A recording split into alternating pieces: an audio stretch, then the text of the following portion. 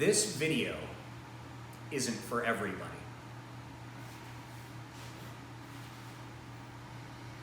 Now, if listening to that, you got a little smirk on your face and said, oh, I know what he's doing. He's starting the video off by telling people that the video isn't for them, which will make them want it more. Well, if you had that response, this video is probably for you. Let me explain. The content that I'm about to give you here was originally intended to be kept private for my total experience immersion clients. These are men who paid for consulting and training services from me. They know all my tricks. It was actually, though, in talking to one of these guys about the content in this video, where he suggested, you know what, there's gonna be guys that know this shit, that learned it from somewhere else, fair enough, that would be able to use the information in this video. So I'm publishing it for everybody. But here's the thing. This video is only intended for two people. The two types of people that can benefit from the information.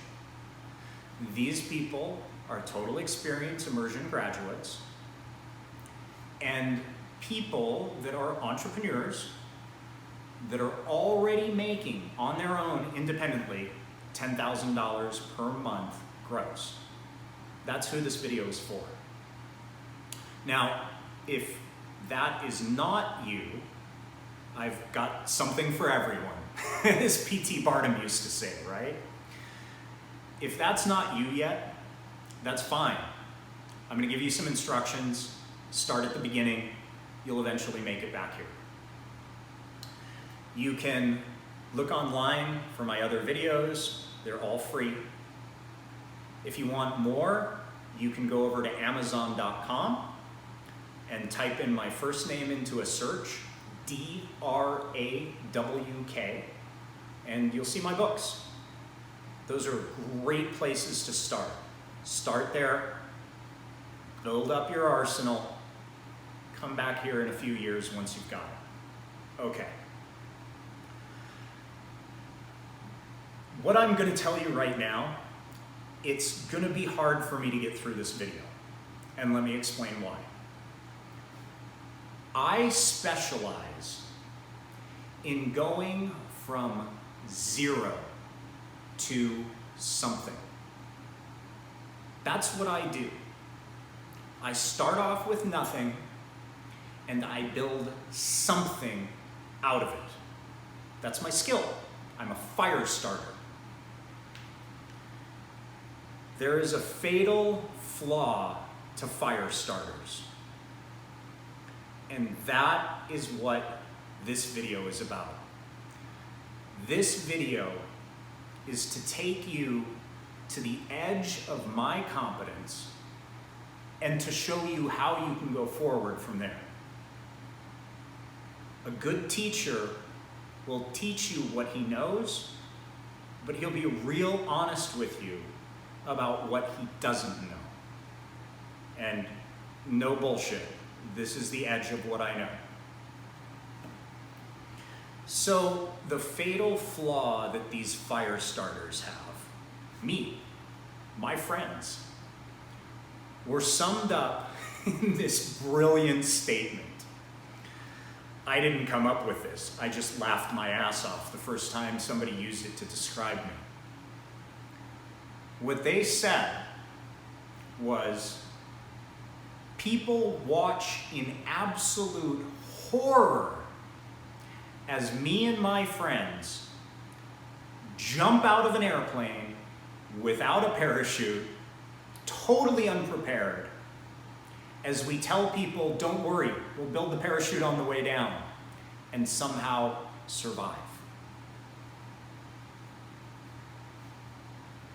The people that are incredibly competent, or incredibly lucky, or incredibly rich, this extreme, we don't plan for rainy days. We don't plan for next year. We're so good in the moment that we think we'll always be able to pull it off in the moment.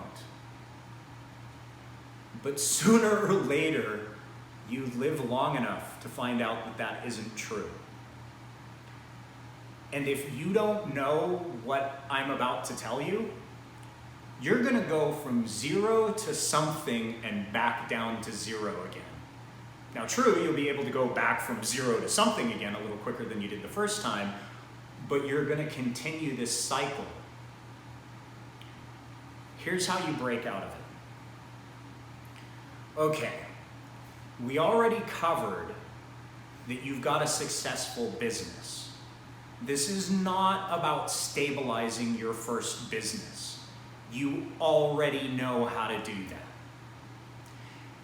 If you have a stable business, you should be pulling in at least $10,000 a month, gross. Hopefully it's a low overhead business and most of that goes to your pocket. Now, if you're not there yet, and you're like 9,000 or something like that, and you're one of my total experience immersion graduates, that's okay. Keep listening. This little bit will get you there. And here's what this little bit is to bridge that. I've done the math. I've seen the statistics. Once people know what they're doing, which is you guys, the difference between success and failure is such a thin sliver that if you're stuck in a rut, you can literally put 10% more effort in the right place, and you'll get out of that rut and you'll plow forward. You'll be at that 10,000 a month very quickly. You don't need to double your efforts. You don't need to get up at 4 in the morning, unless you were already getting up at like 5 in the morning, then there's your extra hour a day, right? Just a little bit more time, a little bit more effort in the right place, and you'll get there. Okay, so if you're there, let's talk about this whole parachute thing. You went from nothing to something. You're a fucking entrepreneurial superstar. Most people can't make something out of nothing. Most people specialize in making nothing out of something.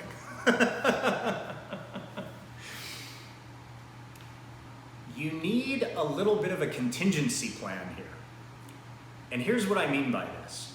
How many entrepreneurs do you know that make lots of money and spend every single penny of it every month? They are so confident in their ability to make the same amount of money next month that they are ill-prepared when either the rules of the game change, which they always are, or somebody out there, inversely as stupid as they are smart, fucks all their shit up. Maybe it's a dumb employee that gets you sued and that's it, you're done. You need to understand that businesses are like people. They are either growing and expanding, and we have a plan and we're moving forward, or we're dying. And this is the missing piece for those total experience immersion graduates. If you hit a number and you're happy there, you need to go past it, or you're not going to be there for very long. You're either going to grow or you're going to die. So if you're not quite pulling in the 10K per month, take the advice of putting in a little extra, 10%, more time, money, focus, whatever, in the right spot. You already know where this is. You just need to put in the effort and get there. Once you get there, here's the thing.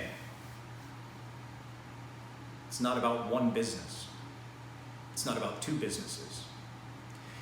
It's about building a fucking empire and having a legacy. If you put all of your marbles in one bag and somebody sets that bag on fire, you're fucked. and you're back to 0. That's not how we play the game once we know how to play the game. If you haven't heard this before, this is going to freak you out a little bit. The number 7. That's the number of businesses or projects on average that a successful entrepreneur has. Why? Well, there's a little psychology I could explain about that magic number 7. It's actually 7 to 9, but we'll keep it easy, 7. Have that conversation another day.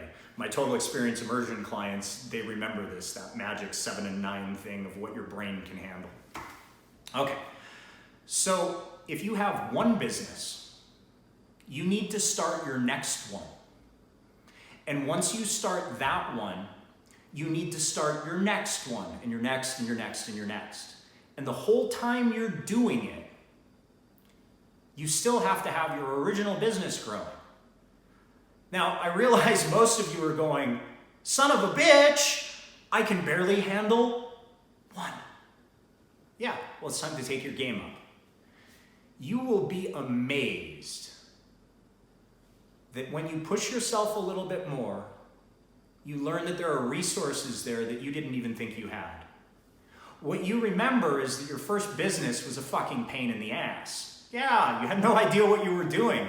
Congratulations on the luck to make it to where you did. Because believe me, there was some luck involved there on top of all the perseverance and pushing forward. So the second one's easier. And when you learn how to manage 2 at the same time, something magical happens. Going from 1 to 2 is difficult. Not as difficult as starting the first one, but it's difficult to go to 2. But once you go to 2, you'll realize that the third is easier. And it keeps on getting easier because the more you do it, the more practice you get, the smarter you get, the more you know how to set things up. You understand the psychology of your employees or your contractors, so you know how to set the boundaries that they can kind of mostly be on their own. Why? Again, because if you just have one business and it's not growing, it's dying. And even if it is growing, something can happen and knock that out.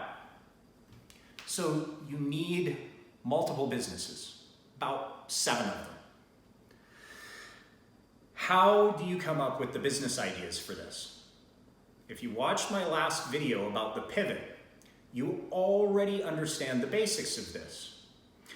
Let's say that you're in the oil business and you're constantly complaining about the quality of oil barrels. This is like the pivot. Well, wait, why don't you take what you know from the industry and build a better oil barrel? It's like a pivot, but you're staying in both places. So you get into another business now making oil barrels. And maybe that business works, maybe it doesn't, maybe it takes you a couple tries to get your second business. But once you figure it out, once you get things generally under control, maybe you start bitching about the people that are delivering the barrels. These transportation people, oh, they're terrible. They're always late, and sometimes I get the wrong number of barrels. You say, you know what? Let me try delivering my own barrels. Okay, you give it a try just with yourself. You start delivering your own barrels. And you do this like a real business, separate from your other business, meaning one business bills the other business for services that it's providing. You make it work for yourself. Always eat your own dog food. You've heard me say that many times. You always use what your businesses produce. You are the customer, so you understand the customer's experience and you know what to do to keep the customer happy. That's how you start building multiple businesses. And that way, when something happens to one of your businesses, the others are there to fall on. And after you've done that pivot thing a couple times, start to pivot further and further away from your first business. See, your first business, you happened to pick something and you made it work and you went with that. Your second business was something very close to that. But if your third, fourth, and fifth business are all in that exact same industry, if something happens to that industry, you're fucked. So you need to start pivoting into other industries with what you know. And by the way, I'm not saying that this is going to happen in a month. This is kind of my last video for you total experience immersion guys. This is my parting advice to you. This is what you may do for the rest of your life.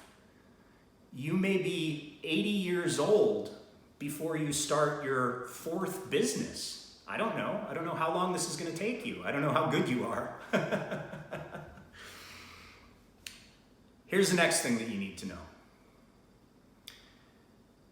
You need to type this into a search engine. Cash flow insurance. Cash flow insurance. I'm going to tell you what this is because I want to open your eyes to what the ultra rich are doing. The ones who generation after generation build more and more wealth for their family. It's simple. They are the bank. Am I telling you to start a bank? Fuck no. I'm telling you that you want to be the bank for you and your friends and your family and your businesses. Super, super briefly, because this is outside of my specialty. Again, my specialty is from zero to something. Once you've got something, this type of adventure kicks in. Here's how this works briefly. You take out a whole life insurance policy. It's going to take you a couple of years to be able to pay into that policy before you can take a loan against the policy. This sounds crazy. Why would you want to take loans out against a whole life insurance policy? Briefly, let me explain. When you put your money in the right type of whole life insurance policy, you're going to get paid about 4% plus per year on that policy. It's like a savings account, only it makes way more, usually somewhere around like 5.5%. Okay, so great, you have a savings account basically with a good interest rate. Well, there's a lot more to it. There are tax benefits to this. There are legal benefits. Like in most states, if you get sued personally, they can't touch that. But here's what you can do with it. Once you've paid into it enough, you then can take out a loan against it. Now, I said being your own bank, and that's exactly what I mean. There is no credit check, none of that bullshit. You're loaning yourself money, and when you loan it to yourself, you're still maintaining all the interest because it's not borrowed from the account, it's borrowed against the account. Are you with me so far? So here's how this works. Let's say normally that you would take out a car loan, and that car loan would normally pay so much money to the bank, right? You're paying for the points on the loan. You're paying for the loan. Well, now you're the bank. So you borrow against your whole life insurance policy. Now, the life insurance company, they actually don't give a shit, which is why this is so easy. Because if you don't put the money back, they don't pay that when the benefit comes around. So they're covered either way. They don't care. And instead of paying a bank interest, you're still getting the high interest against the principal.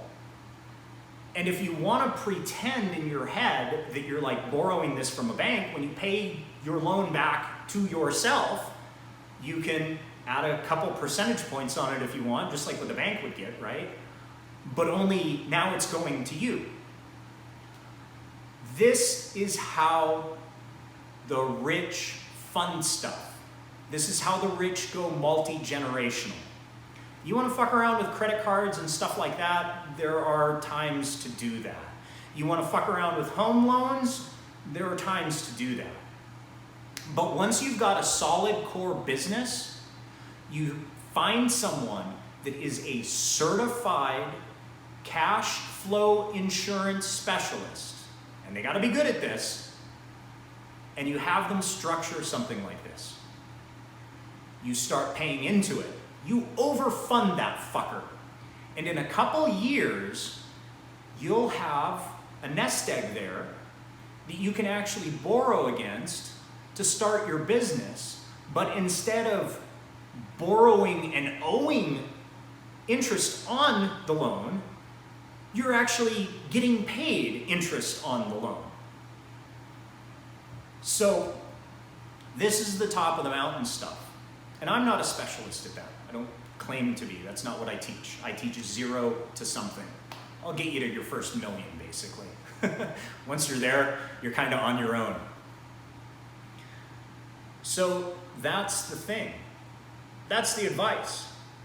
So if you were one of my total experience immersion clients and you got the link to this video going, holy shit, I have no idea what I'm in for now. What's this crazy fuck gonna put me through after all the shit he put me through? No, it's just this video. This is it. This is the rest of what I know. This is, once you hit $1 million, time to move on and make more money. So, what are you gonna do? You're gonna research cash flow insurance. Find somebody that's certified in it. It's time to start being totally above board with your bookkeeper, if you haven't been. And it's time to grow up as an entrepreneur. You're a mature entrepreneur now. Set that up, start paying into it, start working on your next business, self-fund yourself. Do not pay percentage points to a bank when you can be the bank. Realize that your businesses are either going to grow or they're going to die. Things are going to come out of left field.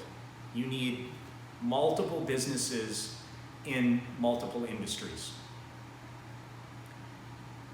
If you're a total experience immersion client, you know if you're ready for this. And this is what I'm going to leave you with. There is a thrill that we get as fire starters, making something out of nothing. And at some point, your achievement just doesn't seem worth it. It's like you got there, but you're not as happy as you thought you'd be. It's because you're a fire starter. You're not a manager. Hire a manager. You're a fire starter. Go start another business. So if you're still in the beginning stages and you wake up every morning going, I don't know how I'm going to hold it together, shit, then probably not there yet. And to give you an example, an extreme example of like what I'm talking about, not going to use his real name, but we'll say we know a guy from Orange County. He had a very, very large business with lots of employees. 1 month, he had enough money to pay half of them. You know what he did? He had one choice, and it was a gamble, literally. He took the money that he had, about half of what he needed to pay all of his employees, to Vegas. He found a place that would let him put it down, and on a roulette spin, he got it right. He had about 50-50 odds, not quite. And he managed to make his money. He managed to pay off his employees. He got lucky. Could have went the other way. So if that's where you're at, where you're still doing things like that, you're not there yet. But if your business has matured and you're starting to get kind of bored and annoyed with it, you're not a manager. Hire a manager. You're a fire starter. Start another business. That's all I got. Keep on starting businesses, and after the first one, you self-fund everything with cash flow insurance. Later on, the person that put that together for you, he'll tell you about awesome things like building family trusts and how to ensure that when your kids come into your money, that it doesn't destroy them, and how to make rules for the generations after you so that your kids and your grandkids and their kids don't blow through the family fortune so it continues to grow. That's all I got. And when you get there, I expect at least a phone call.